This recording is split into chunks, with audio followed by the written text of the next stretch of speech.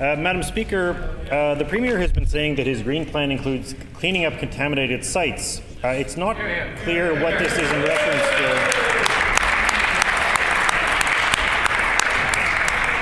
The Climate and Green Plan doesn't seem to make any reference to contaminated sites. The Minister of Sustainable Development's mandate letter makes no mention of it, and there doesn't seem to be any money budgeted to it.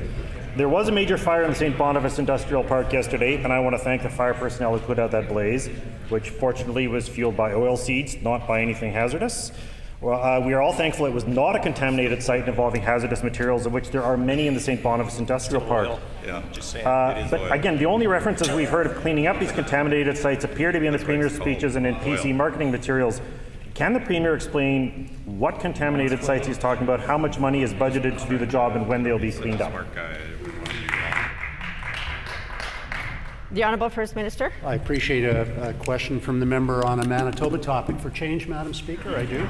And I thank him for noticing that we are actually going beyond the initial proposals of a year ago in terms of making provision to do what the previous government failed to do adequately, which is to take into account the growing costs of cleaning up the messes left by previous operations in respect of contaminated sites. This year we are actually budgeting an additional $20 million for such cleanup, and Manitoba is proud of its green record. We're proud to stand for Manitobans, not for Ottawa in respect of these things.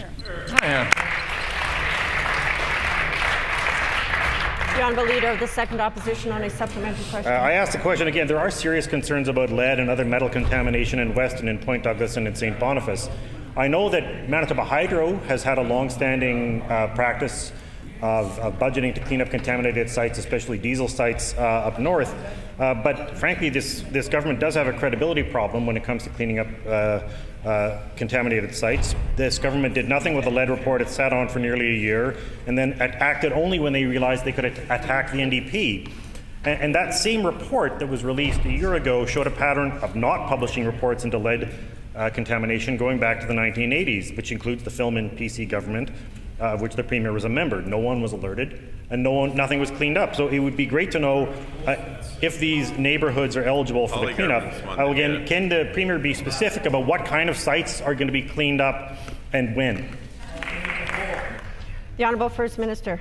I do appreciate the member referencing previous work that I've done, because I have actually had a job prior to this one and done some things in the past, and I know that that may leave me open to criticisms, Madam Speaker, but I gladly accept those in the interest of accountability. I would say to the member, though, that when he tries to lump us in with the NDP, their inaction has actually been the opposite of our ministers and our government's actions. We have undertaken to do the necessary work and research to pursue progress in cleaning up contaminated sites of various kinds. We'll continue to take such action. The previous government's inaction has necessitated me saying, Madam Speaker, that they made the mess, and we're cleaning it up. The Honourable Leader of the Second Opposition on a final supplementary. Madam Speaker, the problem is that both the PC and NDP governments did plenty of testing in Weston, Point Douglas, St. Boniface, and elsewhere, where they found dangerous levels of toxic metals, and they did nothing about it for decades. The unpublished report, written under the NDP, was filled with references to other unpublished reports written under the PCs, which showed neighbourhood and schoolyards contaminated with dangerous levels of lead, cadmium, and copper. Some of that contamination is due to hazardous waste disposal, but in the red tape reduction bill, this government is making it easier for existing companies to start up hazardous waste disposals sites without a new license. And Bill 8 means there won't be public notices about it.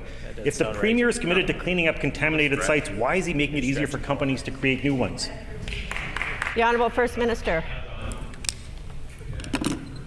Well, I have to ask the member who represents Ottawa West in his perspectives, Madam Speaker, why he would stand behind a federal plan that proposes to exempt diesel coal production around the country, why he will today be voting for a Made in Ottawa Green Plan and against one that takes responsible action to mitigate against the effects of climate change, that invests in actual action.